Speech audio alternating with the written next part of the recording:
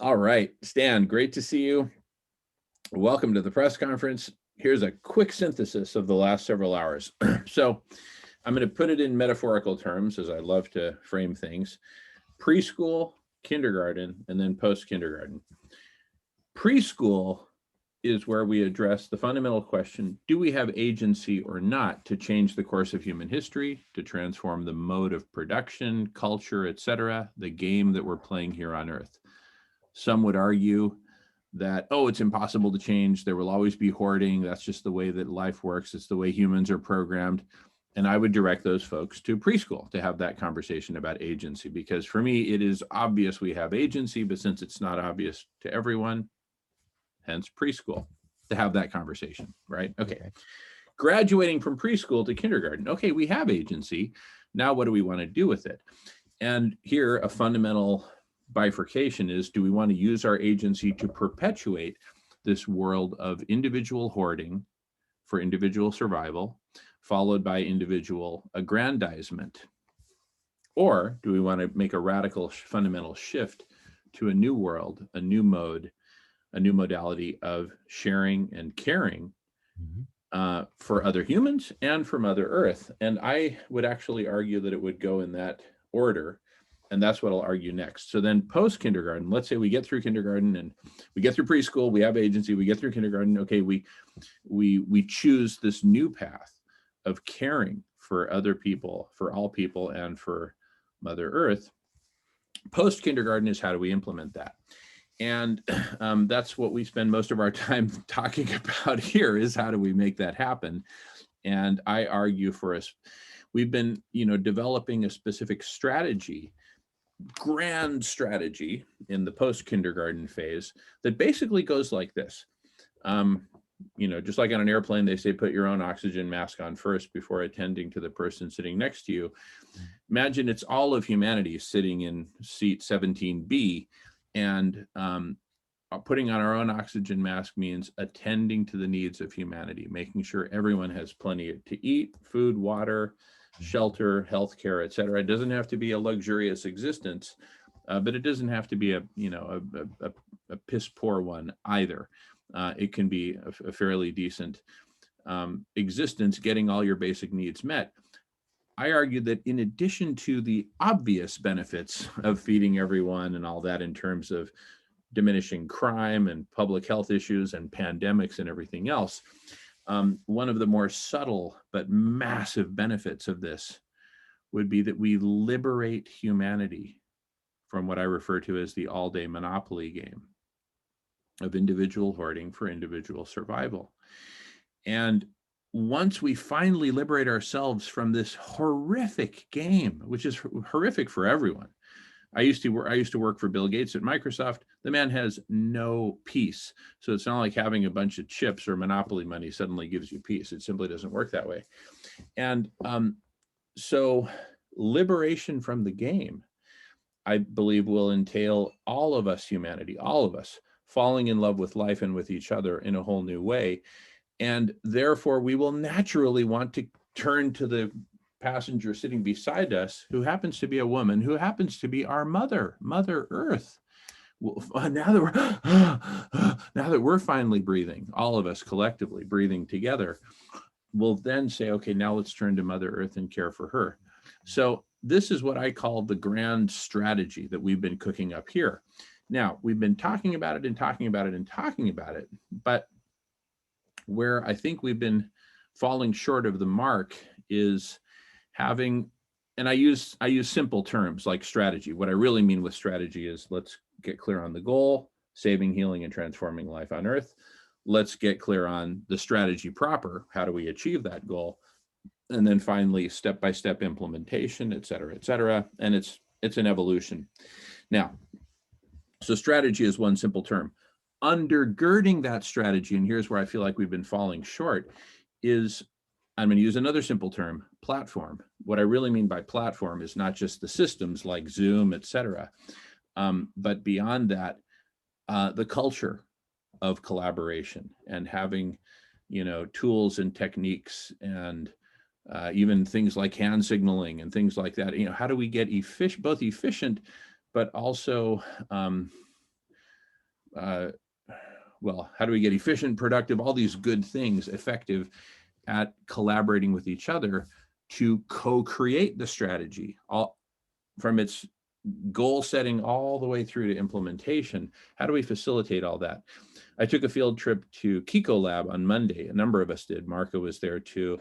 Are you familiar with Kiko Lab? And okay, so a great group, and I included them in my email. You're on my email list, I presume, Stan. And if not, I guess, I mean, I don't know whether I get everything you send or just some things you send. I don't know. well, if you get at least one email a week from me, you're on my email list. I typically send out 2 or 3 emails per week. But anyway, yeah. If in doubt, just email me and I'll get you on there. But anyway, in last night's email, I included Kiko Lab. They meet every Monday. They have, in my experience, and it's not very broad, one of the best platforms overall for what I'm talking about, collective intelligence platforms. You are right up there as well, Stan, and what you've created with other networks, et cetera, et cetera.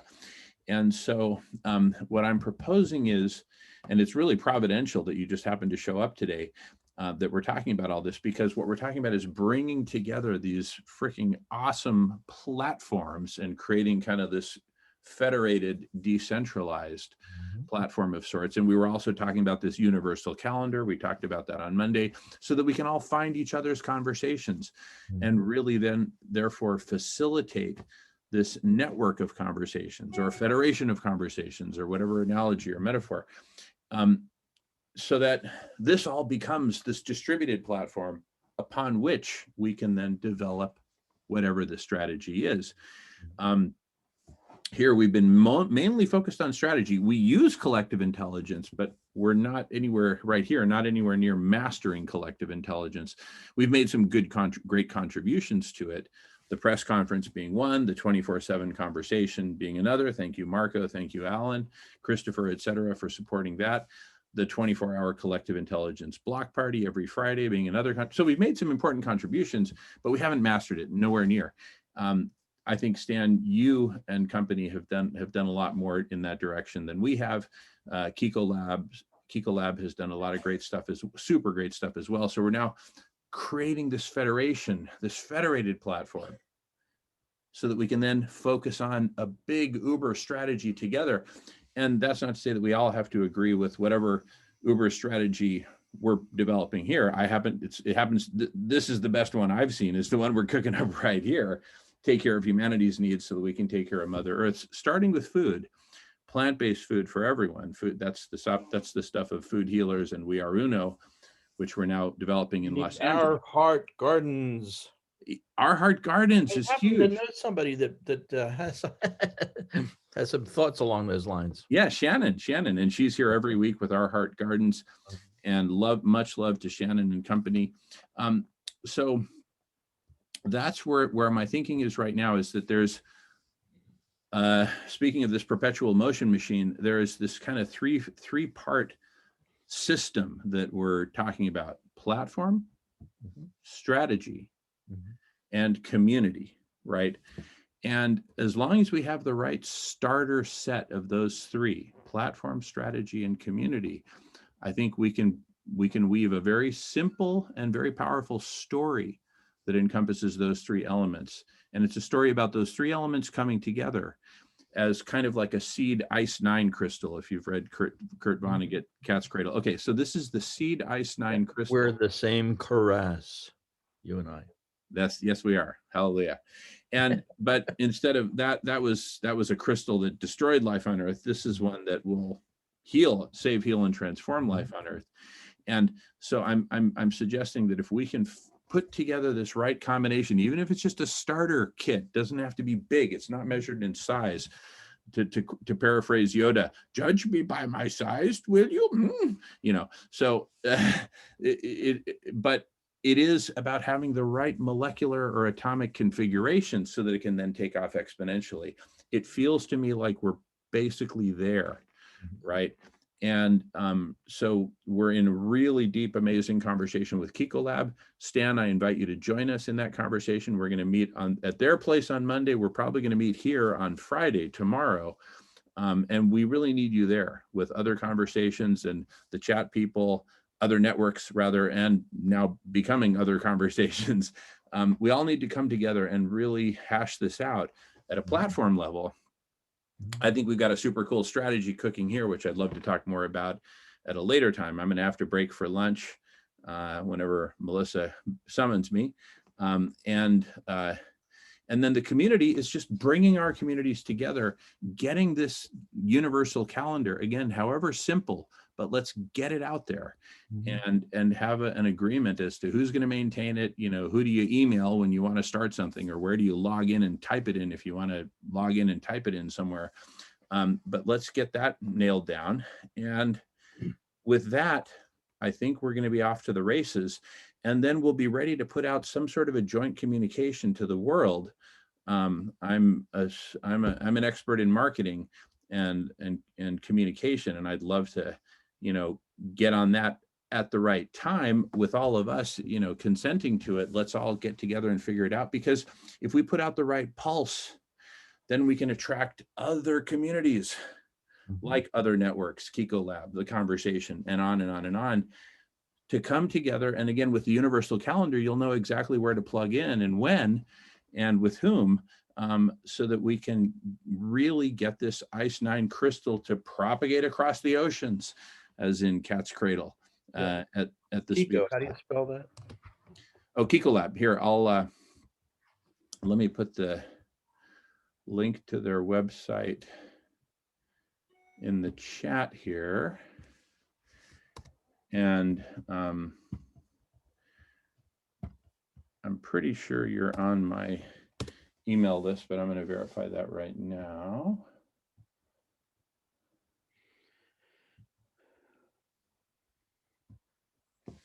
What's your email start with, Stan? Stan. Okay.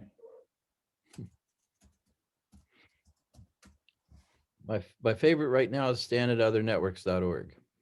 Okay. I've got you at Stan at Community Magic. Shall I? Yeah, they've Community Magic is folding over into other networks now. So I okay. So I'm going to change you to stan@othernetworks.org. Yeah, that's fine. Okay, good. Okay, you're on my email list, so you'll get the email about tomorrow's meeting and then Monday's meeting. And that would just be amazing if you could show up. Now, for tomorrow's meeting, I don't know when they're going to show up. They haven't confirmed yet. Let me just check on that to make sure that they haven't confirmed yet. And but for sure, Monday at noon is when they have their weekly big Kiko Lab meeting. Yeah, they haven't confirmed yet for tomorrow. So please mark your calendar for Monday noon for Kiko Lab. I'm usually on other network. I'm on Humanity Rising during the day. Oh, okay. Collaboratory.com. Now that's noon Pacific time, not noon Eastern time. Oh, well, that's good. So that'd be time is like 3 in the afternoon for me. Okay. So pencil in 3 in the afternoon Monday for Kiko Lab. All right. And I'll introduce you to them. They'll love you. You'll love them. And we're basically just bringing together these amazing networks that are not suffering from the disease of ego, right? That we are these kind of, we all basically get it. And we're bringing together the various networks and groups and individuals who get it and are willing to go there with each other together and build out this 3-part self-perpetuating ICE9 crystal. All right. Platform strategy. I need to tell you certain key phrases. Okay. Social media level 2. All right. What you got? Social media level 2 is social media where the social mediators are helpers. It's a network for helpers to help other helpers help other people. It's not a public kind of, I mean, it could be public, but it's not for the public to just work for their own self. It's for the public to work with the people around them to share information about the people that they're helping. So it's a helpers network of helping people, helpful people. And based on the principle that helpfulness brings people into focus and everybody being helpful. Yeah. And I used to call the people doing that sort of work, I used to call them information advocates, but I've outgrown that.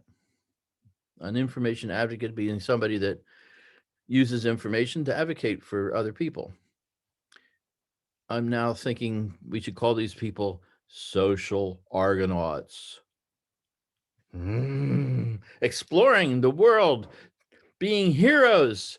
Okay, heroes. Instead of looking for the golden fleece, they're looking for golden peace.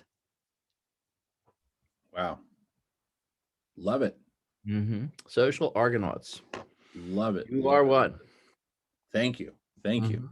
Thank you. So is Marco, obviously. So yeah. And there's a website called The Argonauts, and I have to communicate with those people. They've been telling good stories about people doing good things in the world, and telling stories about it. And so I need to contact the Argonaut and introduce them to the idea of the social Argonaut, which is a subset. Very cool. Beautiful. Beautiful. See, this is what I'm talking about. These are the kinds of communities that we're talking about bringing together, communities that fundamentally get it and are willing to go there together, and willing not to sacrifice their point of view, but to, listen to, if not embrace, other points of view, and be part of a federation that's decentralized. So no one of us says, no, it has to be here, and I have to be the king. Da, da, da, da.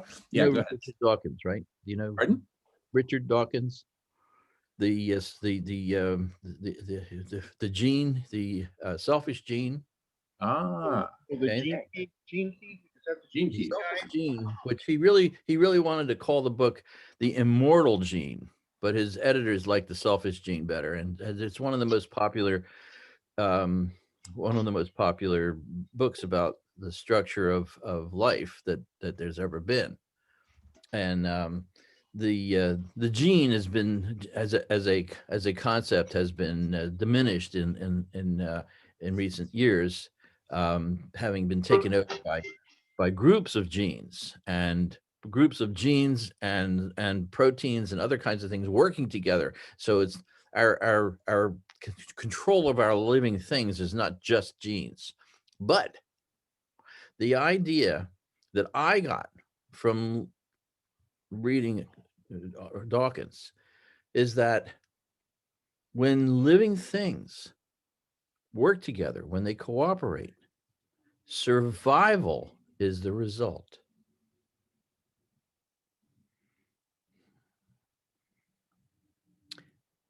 And that's what Darwin was talking about in Origin of the Species. He noticed that species that took care of themselves hung out. They hung in there. They didn't die out so easily. So collaboration and cooperation are the keys to survival. Yeah, it's not competition. It's not the survival of the fittest. It's the survival of the best fitted. and the best fitted at cooperating with each other, That's not right. competing That's with each other. fitted together. And so you have essentially articulated in less than a minute the fundamental lesson of kindergarten, what I articulated as kindergarten. But preschool is where we have agency. Kindergarten is where we apply that agency and get to choose competition versus cooperation. And then post kindergarten is where we get to apply those learnings. And that's where I'm suggesting this kind of essentially three-phase distributed motor of platform, strategy, and community. And right now we're in the phase of building out the community and building out the pieces of the platform. And since it's all distributed and all optional, right? So if you want to do the other networks thing, please feel free. If you want to do the Kiko Lab stuff, please feel free. If you want to come hang out with us 24 hours on Block Party on Friday, please feel free. But none of it's mandatory. And there is no center that says, it's a distributed federation. There is no center, there is no king. and on and on and on. And so basically come into this collective communal dance with us, decentralized collective communal dance. I'm calling it a three-legged dance. We were talking a few days ago about a three-legged race, but now it's evolved to a three-legged dance. The three-legged race is that these three legs, platform, strategy, community. The three-legged race concept was, hey, there can be multiple of those trios all, bumbling along down the playground doing a three-legged race. But instead, let's do a three-legged dance. So you got all these three-legged entities, platform, strategy, community, dancing together, sometimes mashing up, learning from each other, consolidating, coordinating, whatever. If they want to compete, you want to have a dance competition, I guess. And in fact, I mean, I don't think I'm not for banning debates, but again, those debates will all be optional, right? Everything optional, everything decentralized. Let's do the three-legged dance, because I believe that out of that will emerge an emergent Uber strategy. Again, if it's up to me, if the strategy part that we've been co-evolving here, wins, for lack of a better word, then we feed everyone as the first step towards tripping the dominoes down a particular chain called take care of all basic human needs for everyone. That's humanity's oxygen mask. Go ahead, Tan. I give you a principle. I'm looking to create a world where no one suffers or dies from neglect or from malice or from judgment. Judgmentalism is huge in this world. And so is malice, where people hate, I hate, I'm going to kill you, and neglect. We've got billions of people that are running around without anything to wear. They're neglected. We're neglecting them. I mean, yeah, there's a lot of folks with Humanity Rising are talking about, let's learn to breathe and we'll have peace. I said, well, wait a minute. Why don't we take care of people before we do all this breathing? Yeah, let's take care of people. Let's have something to do. Helpfulness is what will make peace in the world.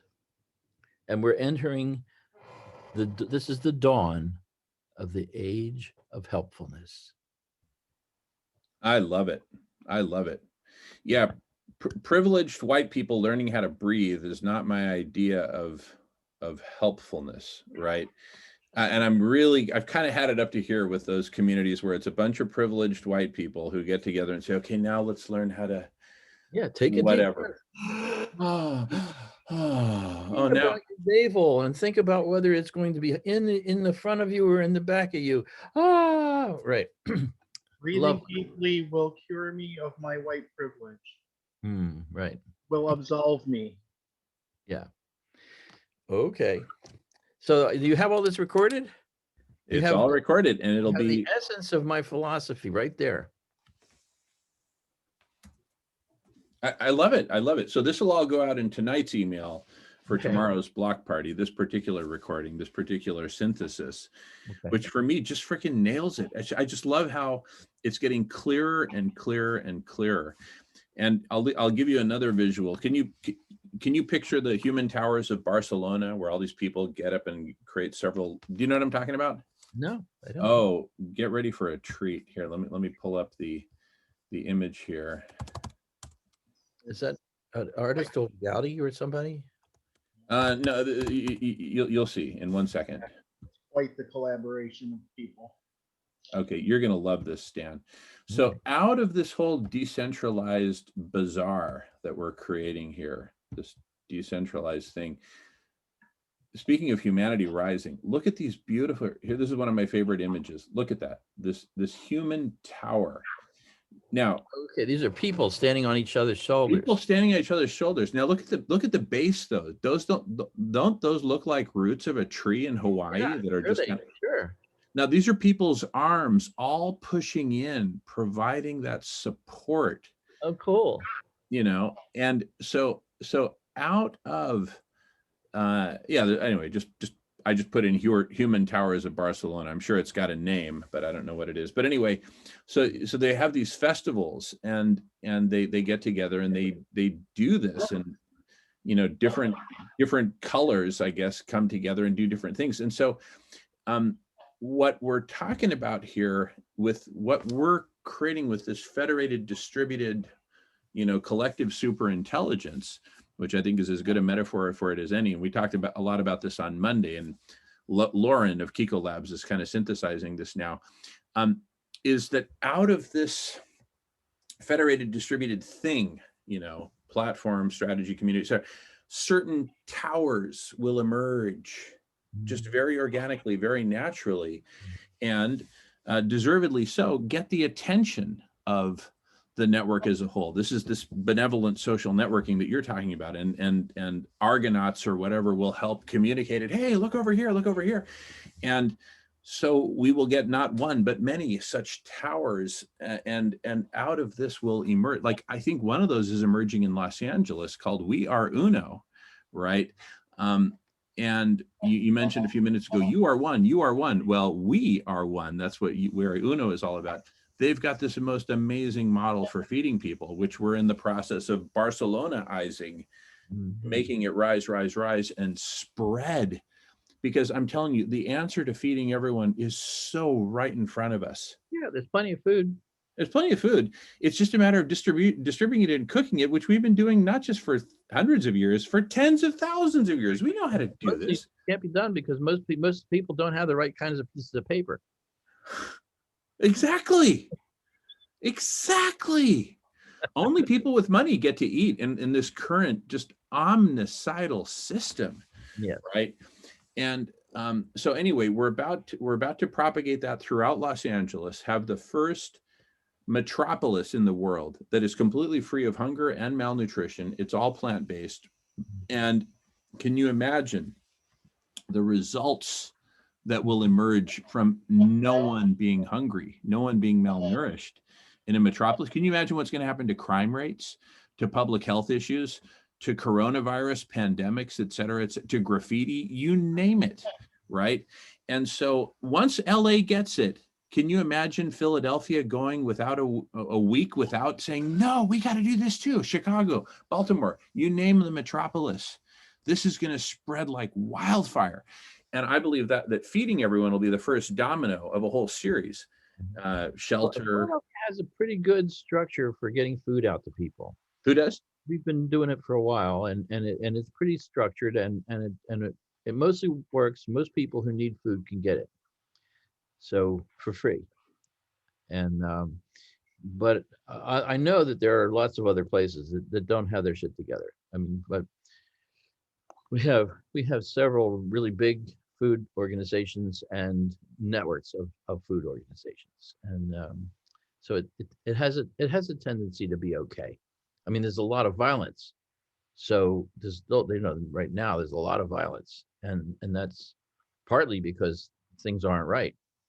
But it's not. It's food is almost all right here. Okay. I'm going to join Melissa for lunch. Gentlemen, feel free to continue. Do you want me to continue recording? Yes or no? It's No. a minor.